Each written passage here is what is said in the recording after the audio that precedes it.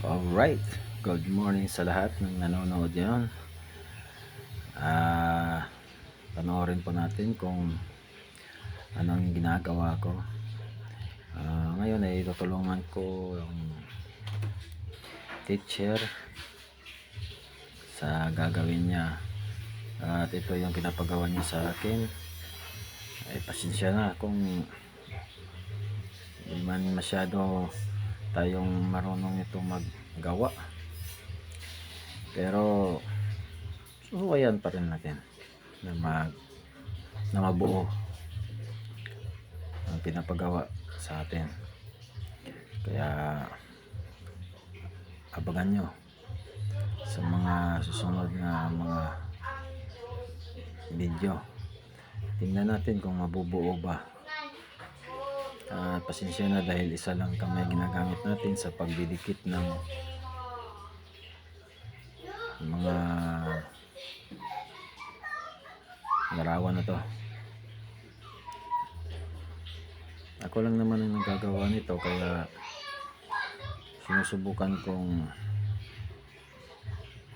bilisan para mapasa agad kay teacher dahil gamit na daw niya ngayon.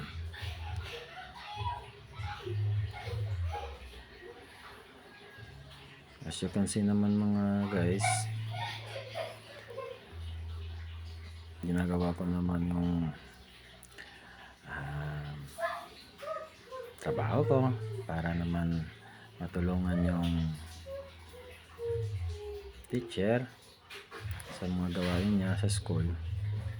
Wala naman tayong ginagawa, kaya ayun, doon muna tayo nagtambay sa school para naman mapakinabangan tayo. Alright, so ayun nga, tinubuo ko na ng hinay-hinay yung ginagawa ko. Nahirapan man ako sa kalisod, pero okay lang mga guys, ay susubukan pa rin kahit mahirap talaga to guys, dahil hindi to gawain natin guys. Kaya sa ganyang paraan guys, tanong ako ng tanong kung anong gagawin ko. Baka magkamali guys, ay sigurado kasamaan ta guys.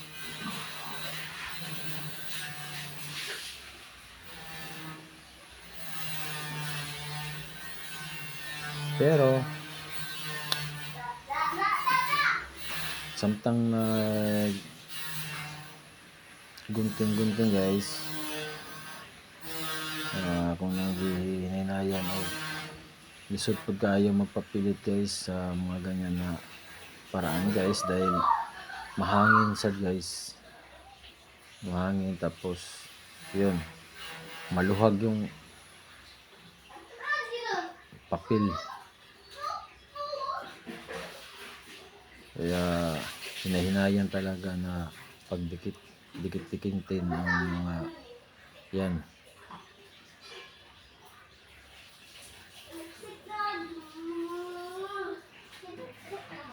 Ayan nga guys, yung kamay ko wala sa tamang paghawak guys. Talagang pinapakita na di talaga kamao guys sa mga gawain na ganyan guys. As you can see naman na guys, ginagawa pa rin. Sa abot natin makakaya guys, para naman matulungan natin guys. Ayun nga guys, muntik na akong pinagpawisan na maraming singot dyan guys dahil sa ginagawa guys. Pero muntik lang yun, pero hindi naman. Kasi nga mahangin nga guys diya sa sulod guys.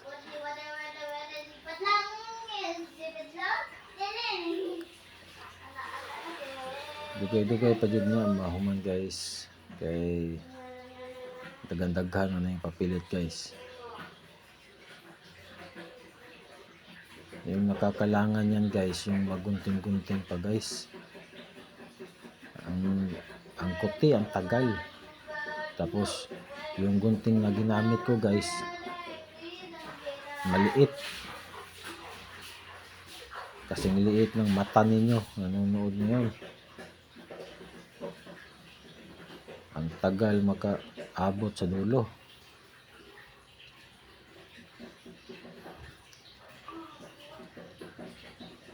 Kaya nga guys, nagpahinga ako medyo dahil nangangawit na yung kamay ko sa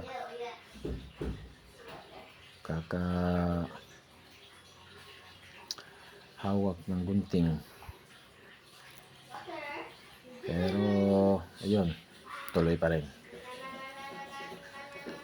Tuloy para walang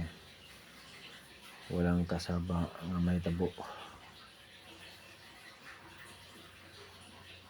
Ayun guys, kung nakita nyo naman yun guys, yung pinadikitan.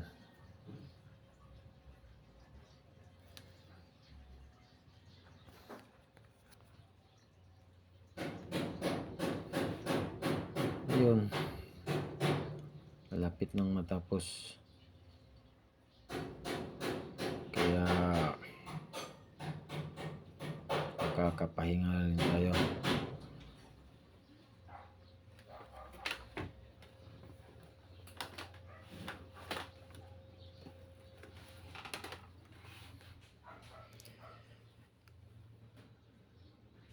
Marami yan. Ilang pages yan guys, yung ginupit-gupit natin. Marami. Tapos magkabilaan pa yan guys. Magkabilaan pa yan. Ako po.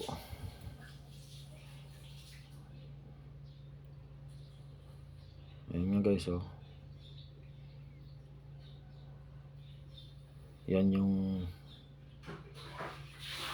mahirap yan guys oh. Yung maggunting na ginagamit na gunting, yung maliit, hindi masyado mahawakan masyado, tapos yung dugay umabot sa dulo. Napapagod na ako guys. Nahuhuya na yung kamay ko guys. Pero sige lang, enjoy lang yan guys. Para naman katulong tayo guys. Ayun na guys, pinagtagpi-tagpi ko na guys, para naman hindi magkabaylo-baylo guys, para di tayo makasabaan guys.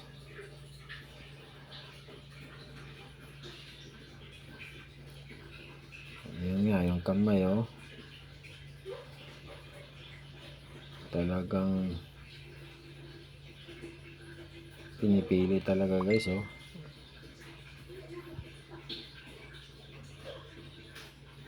Glue lang yung ginagamit ko guys, scotch tape sana para mas madali, pero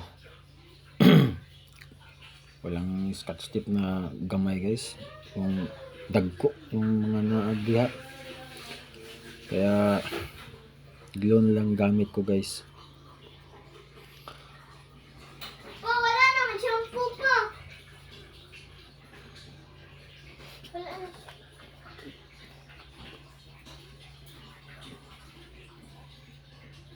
Pero yun na nga guys,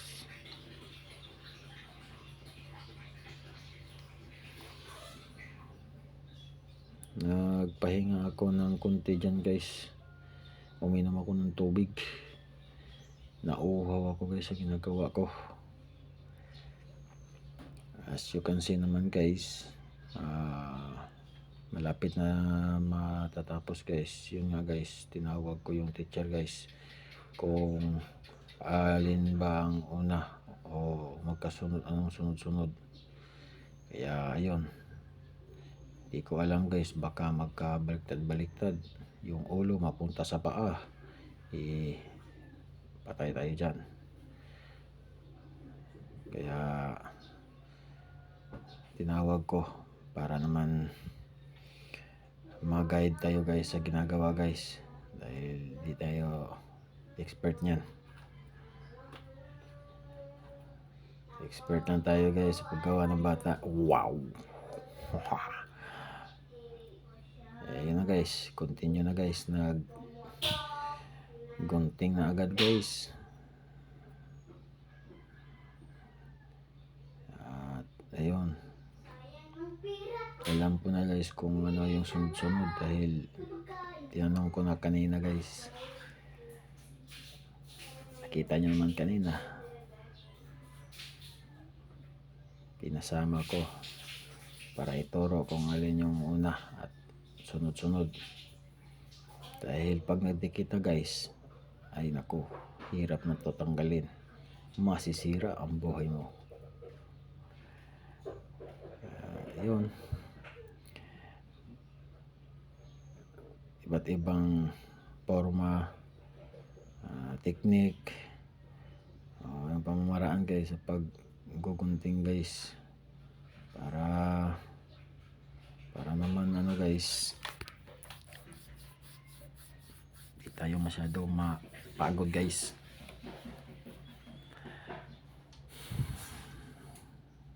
Pero lagi natin tandaan guys sa mga ginagawa natin guys. Lagi lang tayong enjoy sa mga ginagawa. Lalo na sa mga konting ginagawa, enjoy lang. Kahit di tayo marunong, dahan-dahan lang para tayo matuto. Ito nga di ko to trabaho pero wala tayong magagawa. Itutusan tayo. Patay tayo dyan pag di tayo sumugot sa utos niya. Baka ihahakbong niya yung anak ko. Patay tayo dyan. Kaya ito, pagbubutihan natin yung gagawa natin guys para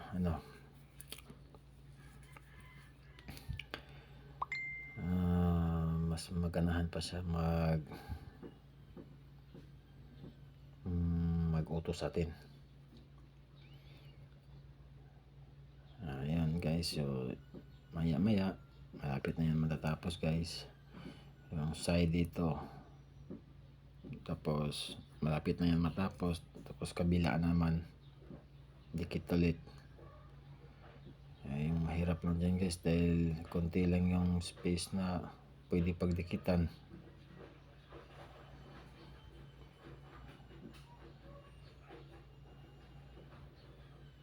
Ayan nga guys, ang luhag dahil nga mahangin guys.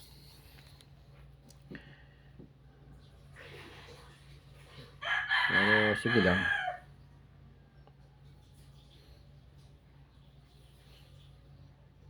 Yun, hinahinay lang pa rin maggawa para matapos yung gawa.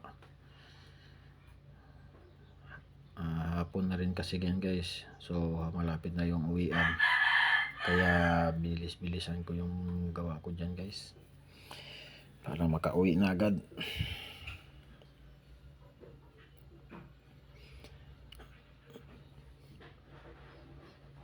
Ayun, hindi na magkabaliktad. So tapos na yung kabila. Ayan na, yung kabila na naman ulit. Kaya tingnan natin kung natatandaan ba niya yung sinabi ni teacher na magkasunod-sunod. Nako, patay tayo dyan pag nagkabaliktad.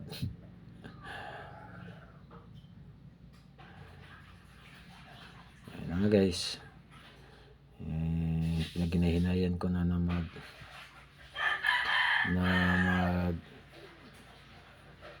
sunod-sunod na dahil parang nalilito ko dun kung ano yung una. At ayun na, sinugdan ko na sa paggunting-gunting. tagpi-tagpi yung mga sunod-sunod na gawa. Kaya pasensya na kayo guys sa video na to guys, dahil ang video na to guys ay parang kalingawan lang guys. Hindi naman tayo masyadong marunong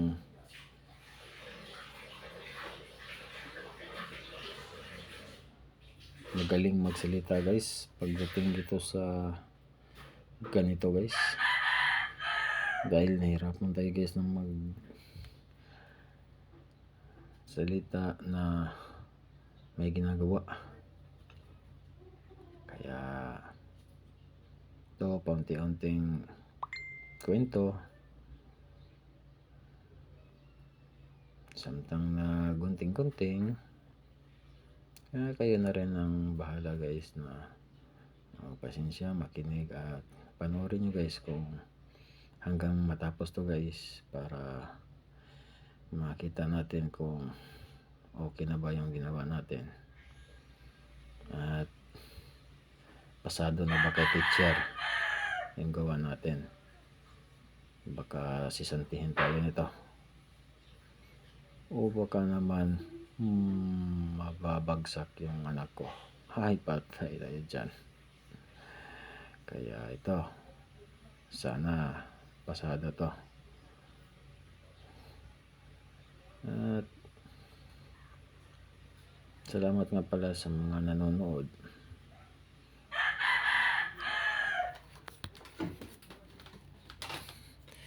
Hindi man masyado maganda yung gawa natin, pero siguro may matutunan kayo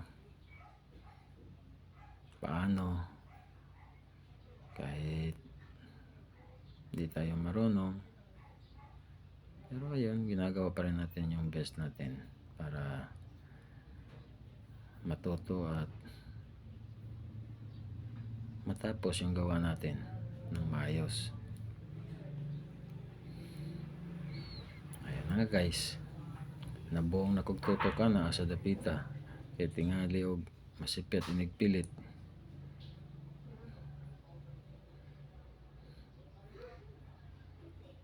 As you can see naman, tagbawan jud ko nagpapilit ana, kay palintaasa na magbalin daghana.